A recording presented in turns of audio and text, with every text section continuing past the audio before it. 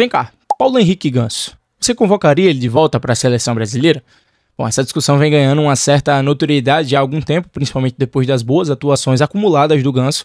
E eu confesso que eu também fiz a minha própria discussão, fiz uma enquete lá no Instagram e deu uma enquete bem equilibrada. E se divide bem em dois polos muito distintos, né?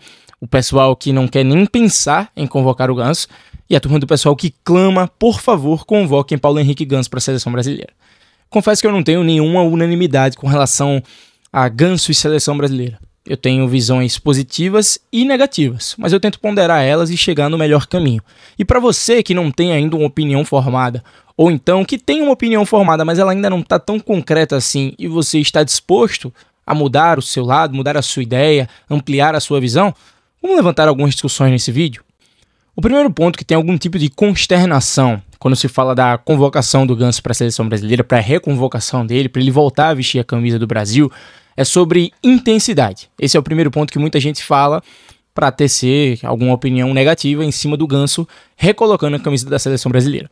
Mas a gente precisa ter muito cuidado com essa questão de intensidade, porque muito se confunde intensidade com outras coisas que não têm muito a ver. Por exemplo, se confunde muito intensidade com velocidade. Intensidade com o jogador correr demais, ser excessivamente rápido. E uma coisa não precisa estar atrelada à outra. Aliás, eu diria que não tem nada a ver uma coisa com a outra. Por exemplo, intensidade é a capacidade que um jogador tem de imprimir progressão para o jogo, para a sua equipe, de acordo com as suas características, com a capacidade que ele tem com a bola no pé. Ele não precisa fazer isso sendo rápido, sendo veloz, correndo. Se ele tem a característica de um passe, se ele tem a característica de pensar, de quebrar uma linha com a bola no seu pé, não necessariamente ele precisa ser um jogador rápido para ser um jogador intenso. O Vinícius Júnior não é intenso porque ele corre demais, porque ele consegue correr mais do que os seus adversários. O Vinícius Júnior é intenso porque ele usa a sua velocidade para quebrar as linhas do adversário, para poder dar progressão para o Real Madrid no jogo. Um jogador intenso não precisa necessariamente ter as características do Endrick, por exemplo. Ele pode ser intenso com as suas próprias características. Basta ele gerar progressão para o jogo, progressão para a sua equipe. E não ser rápido ou correr demais. Um outro ponto que se consterna muito sobre uma possível reconvocação do Ganso para a seleção brasileira é de que o Ganso é muito lento. E de fato, o Ganso é muito lento mesmo. Mas e daí? É o jogo dele, é a característica dele. Então agora para você jogar na seleção brasileira, você tem que assinar um atestado de que corre X quilômetros por jogo, você precisa ser excessivamente rápido. Eu não estava sabendo disso não. Você prefere um trem desgovernado ou um trem que sabe o caminho que tem que seguir, a direção que tem que seguir para poder chegar no destino final? Eu acho que o Ganso, dentro das características dele, ele consegue imprimir uma progressão para o jogo da sua equipe, para o jogo de maneira geral, que poucos conseguem. Mesmo os outros tendo uma velocidade de jogo maior, uma velocidade, uma aceleração, uma explosão maior. A velocidade do Ganso está aqui, está no pensar. E ele consegue, mesmo com a lentidão, entre aspas, dele, potencializar a velocidade de outros jogadores. Eu falei no vídeo do Fla-Flu sobre o complemento perfeito que é Ganso e Arias, né? Porque o Ganso é o cadenciar, o pensar com mais calma, e o Arias é a explosão, que um sem o outro não são nada. Um precisa do outro. E o Ganso seria um nome perfeito, talvez, para poder gerar jogo, gerar progressão de jogo ofensiva para os jogadores rápidos que nós temos. Por exemplo, do que adianta nós termos Vinícius Júnior, que é rápido pra caceta, que é inteligente pra caramba em leitura de atacar os espaços, o Rafinha que rompe defesas com uma impressionante facilidade, e você não tem um cara para armar isso, para poder gerar jogo para esses caras, para poder potencializar a característica do entorno que está na seleção brasileira.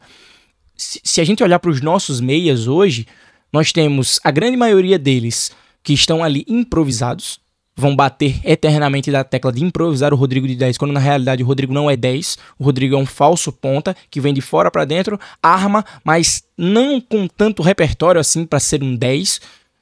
E o próprio Paquetá, a melhor versão do Paquetá não é de 10, é de segundo volante, enxergando o jogo de frente. Talvez se nós formos olhar meias hoje, nós temos o Matheus Pereira no Cruzeiro, que sim, seria excelente nome. Se você me dissesse, não leva o Ganso não, leva o Matheus Pereira, eu até concordaria.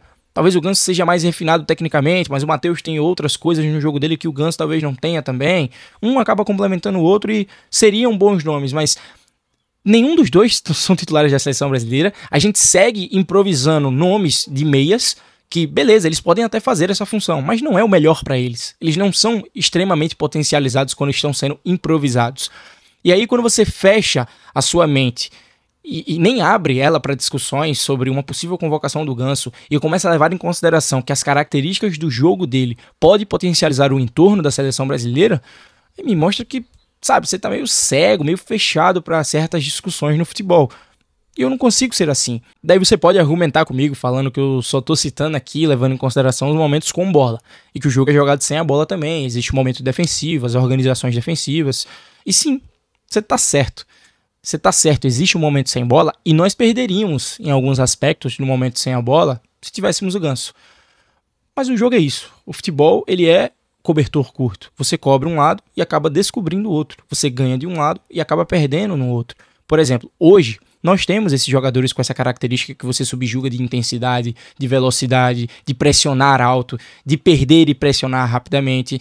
Só que por outro lado nós temos um jogo meio pobre e previsível na organização ofensiva, no momento com bola. Você concorda comigo? Então, o que mudaria se hoje nós pudéssemos fazer algum tipo de concessão, de compensação para como pressionar alto, como iniciar essa pressão alta, como iniciar o perde e pressiona para poder encaixar o Ganso melhor dentro dessa estrutura e acabar tendo um salto maior de qualidade no momento com bola, no momento de criação, no momento de construção das jogadas, no momento de você ser mais ofensivo e de você chegar ao maior objetivo do jogo, que até hoje ele não foi modificado, que é fazer o gol no gol adversário. Você chegar à trave adversária e colocar a bola lá no fundo das redes. Esse é o objetivo principal do jogo. Então, se a gente não priorizar isso e fazer algum tipo de concessão, de compensação sem a bola, para que o talento esteja inserido dentro da nossa estrutura, é muito difícil que nós voltemos a ter uma certa excepcionalidade dentro do campo. Nós estamos nos igualando aos demais, fazendo o que eles já sabem fazer, e a gente fazendo o que eles já sabem fazer e fazem há muito tempo, eu acho muito difícil que a gente obtenha resultados positivos. Se a gente, sei lá, for numa contracultura, ou então numa própria cultura nossa, e irmos na base da excepcionalidade, fazer compensação, fazer algum tipo de concessão para priorizar aquilo que é a característica do nosso jogo, que é o talento, talvez nós estaremos num caminho mais ideal. Eu observo muita coisa positiva e negativa de uma convocação do Ganso. Reitero, eu não tenho uma posição fixa, nem observo coisas boas somente. Eu vejo muitas coisas ruins. Mas na ótica que eu tenho e no apreço que eu tenho pelo talento, eu faria de tudo para poder fazer algum tipo de compensação e concessão para encaixar o Ganso na seleção brasileira. Quem sabe nós não teríamos um salto maior naquilo que diz respeito à ofensividade, criação, armação, criatividade e inventividade do nosso jogo.